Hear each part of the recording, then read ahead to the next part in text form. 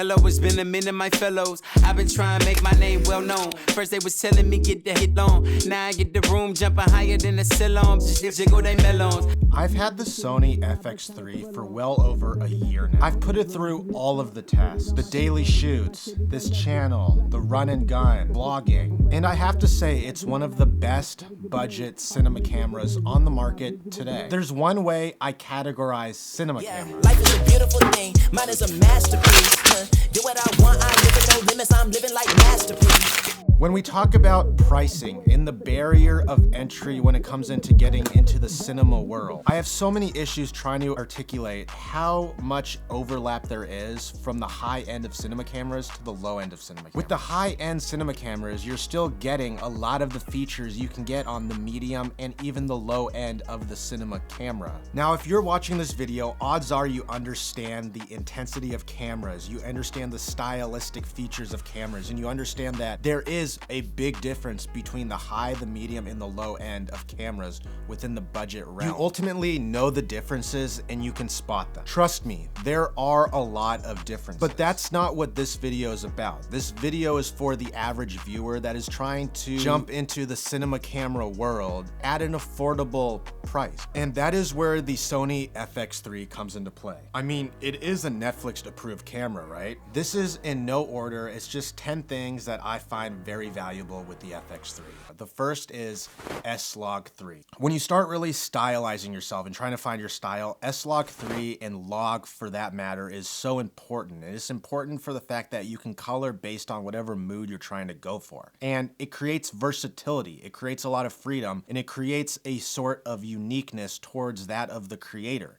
And it's something that's really cool to be able to stylize your footage to what you want it to be. You'll notice a lot of my films I make have a specific color to them depending on what the video is. And that's the freedom I have with shooting S-Log3. The next is monitor LUTs. I never really used monitor LUTs until I was out shooting in Hawaii and I really just needed to see color and exposure. And it's really nice with this camera, you're able to shoot S-Log3 native out of the camera, but your monitor LUT is able to show a 709. And what's nice about that is that you can see what it's gonna look like when you start to color correct it, and you can really build your mood out inside the camera, but it's still spitting out S-Log3. Next up is S&Q mode. S&Q mode is one of my favorite modes. It's one of the reasons I purchased this camera. And most cameras do S&Q mode, but they do it in a fact where you have to put it into the computer and then you have to interpret the footage. But with this, you have S&Q mode where you can automatically go in, you automatically have your base frame rate set at 23,975. For me, you can do 24, 59, 30, and then you can shoot up to 60 frames per second and up to 120 frames per second, and you can get slow motion.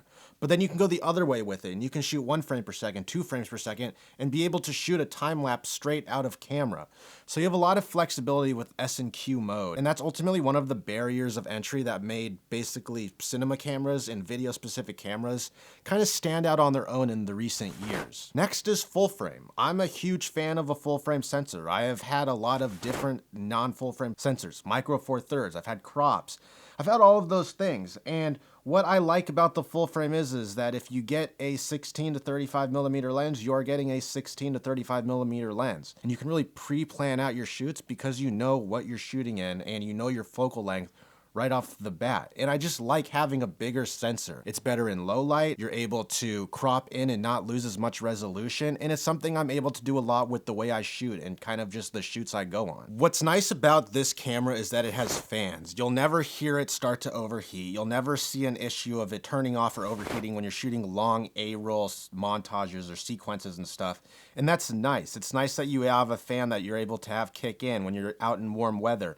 And you have the ability to shoot in extreme weather, but also shoot for long periods of time.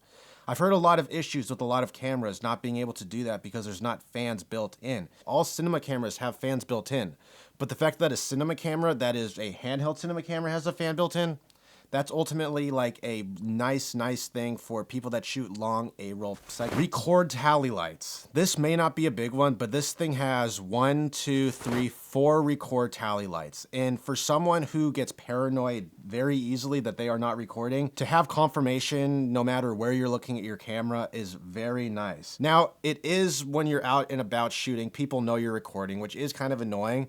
But it's just nice to know when you're recording. You have an automatic thing you can look at and just see you're recording really quick. And it takes away failure. It takes away forgetting to record. It takes away thinking you're recording when you're not. It gives you just a nice piece of confirmation. And that's something that is so simple, but anything that is a cinema camera should have that, and really any camera for that matter. Built-in rigging. If you've seen a cinema camera, a bigger cinema camera, you see all the threads it has, you see all of the rigging you can do to it.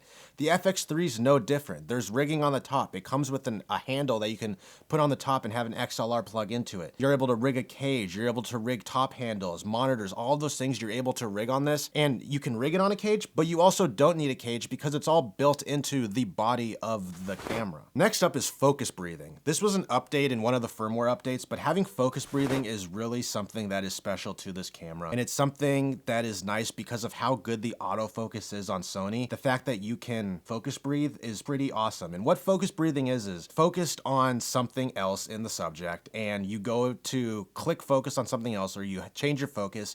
It doesn't just jolt to the focus point. It automatically smooths into it and looks like a natural rack focus or someone's following focus.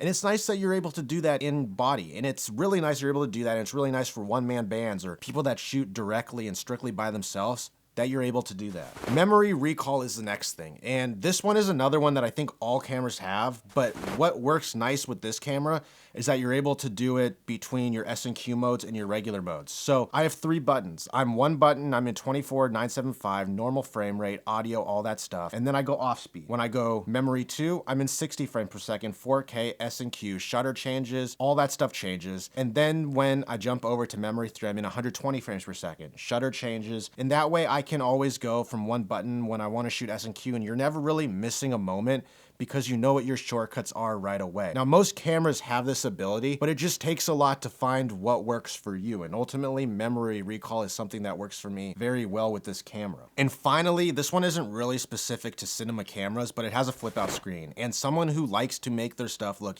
as cinematic as possible, who's shooting by themselves 95% of the time, having a flip out screen to see what I'm recording myself is so crucial. Back in the early A7 days, there wasn't flip out screens. Some cameras like the Canons early in the days did not have flip out screens.